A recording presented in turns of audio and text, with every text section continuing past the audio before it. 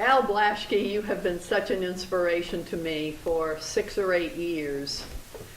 And I am so fortunate to be the one that is going to dive out of an airplane with you. There are many others who would love to do it, but I am the chosen one, at least at this point. And I think you came into my life, and correct me if I am wrong, but when I got involved with Honor Flight Austin, I was rounding up all of the World War II veterans here in Sun City, and we had about 70 of them.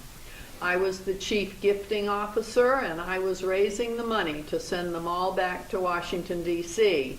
You called me to see if you could help with that effort. And after talking with you a short period of time, I understood that you were you were of that generation. You were a huge part of that effort during World War II. You were a tool and die maker. You were making engines for aircrafts that were flying in the war. And your draft board did not want to draft you because your civilian job was so very vital to the war effort. And I was so overwhelmed with you, everything you shared with me, and I was the one who got you on board an honor flight as an honorary member. And I think I was most impressed with your attitude. And it was my mother who always stressed attitude is everything in life. And you exemplified everything that was positive about life in general. And you had all the ups and the downs that the people in your generation shared. And yet you came forward and you just emanated a good attitude and a positive outlook on life. And you inspired everybody on that honor flight. Tell me about your mother.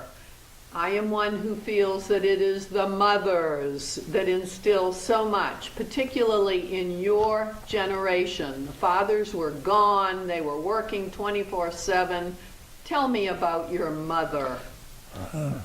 She did a superb job because I think it was after the stock market collapsed.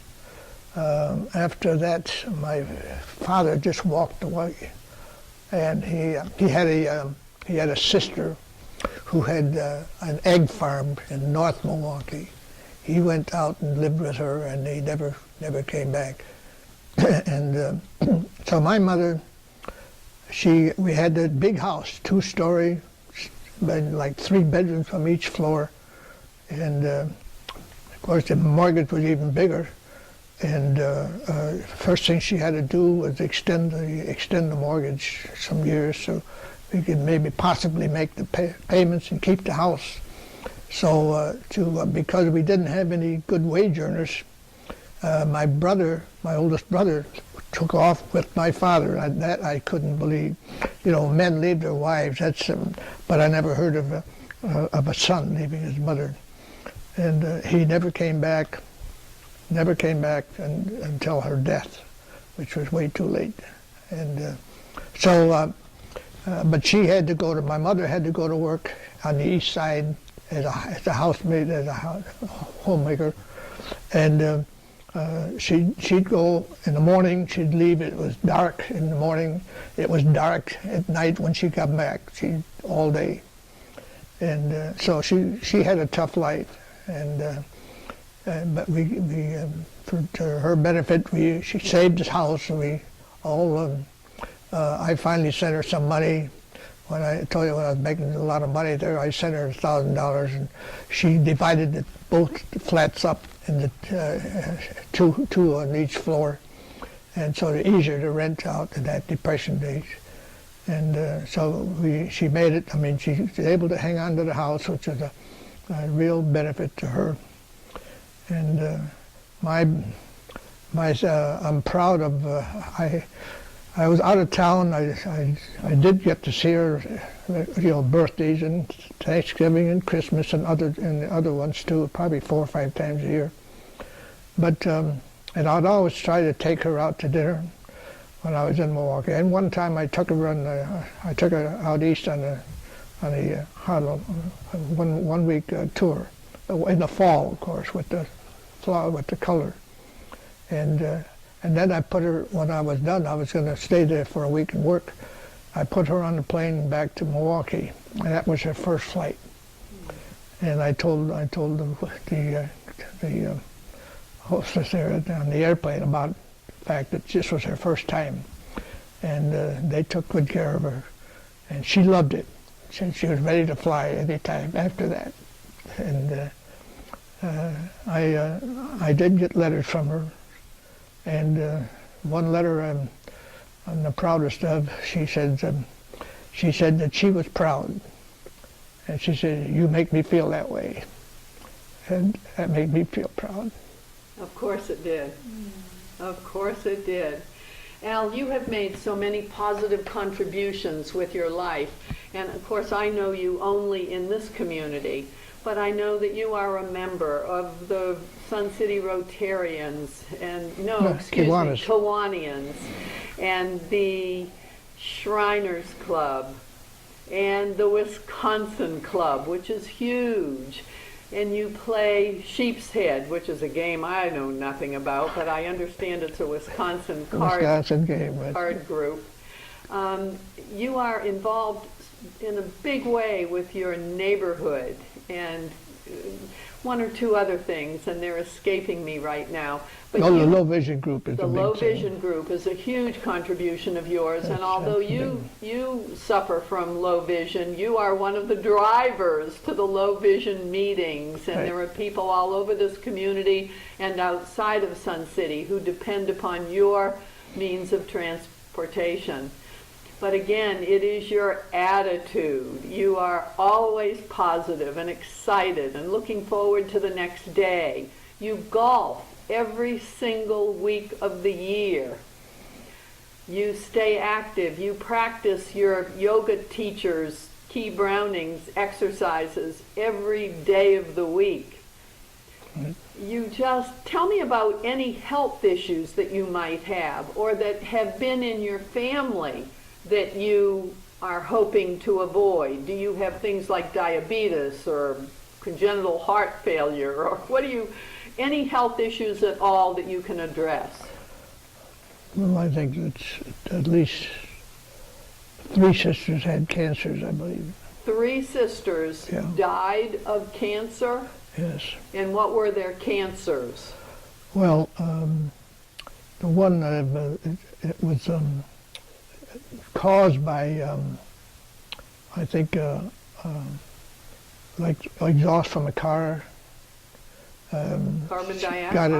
Got it into her lungs. Lungs, okay. Yes, and the other one had, I don't know what it was. I know that her arm was real swelled up, and I'm not sure what kind of cancer that was, but that time took her. And the first one that died of cancer, she had quite a bit of cancer. I mean, it was more than one thing, more than one place. Throughout her body. Yeah, and when her son was down there, and she was in Arizona, and her son was down there, and she thought she ought to try to say, go have the treatments, and my wife didn't think she should, but eventually she did have the treatments, and of course that didn't last at all. Al, do you have any health issues that you're dealing with right now? Anything that you can share with us? Well, I just today I got my subscription for my thyroid. For your thyroid? Yeah. What are your thyroid issues? Well, it was my thyroid was overproducing, which means, well, I shouldn't say it was overproducing. The check mark, what they check it with, that was high. But that means my thyroid was low. That's the way that is. And so then they increased my thyroid from 0.8 to 1.12. And I just finished those here last week and had a blood test, and the test now showed right smack in the middle. Wow. So I just renewed the same one now, 1.112. So you're not dealing with any issue that could possibly take your life. You know that there is a man named Richard Overton living in Austin, Texas, who is the oldest World War II veteran in the United States. He's 110 years old. He has a girlfriend, and he smokes a cigar several times a day, but he says he doesn't swallow the smoke, and he still drives a car. Those of us who know and love you, Al Blaschke, expect you to live far longer. Definitely. I don't know if I want We're just all looking for a girlfriend for you, and we know that she is going to have to be a good dancer. Your reputation here in Sun City, Texas, and for those that are watching this show that do not live in Texas, Sun City, Texas is the #1 place to retire in America.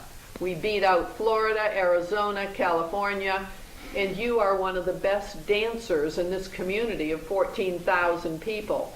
So we need to find a woman. I was, I'm not now, I was. High five. High five. Al, you are such an inspiration, and I met you about 6 years ago when you agreed to come here. I was married to a World War II veteran, and he was not in good health. And you used to come week after week after week to play cards and dominoes, and then you got into the yoga class that our good friend Key Browning, who is continuing to teach yoga and inspire people here in this community in Georgetown, Texas. But you have participated in the life force in this community like no other man I know, and you continue to contribute. Last week I saw you hanging outside lights on the bridge here in Sun City as part of your Rotarian commitment. No, that's the Sun City Shriners. That was the Shriners. Shriners. Yes, you'll have to correct me. I get all of your organizations mixed up. Al, to know you is to love you, and that was a song back in the 60s, was it not? To know him is to love him, and if I had a good voice, I would sing it, but I do not. But you are a most extraordinary member of the greatest generation. Amen. Amen. I've got to come over and give you a little kiss on the cheek. That would be nice. And I would like to kiss him too.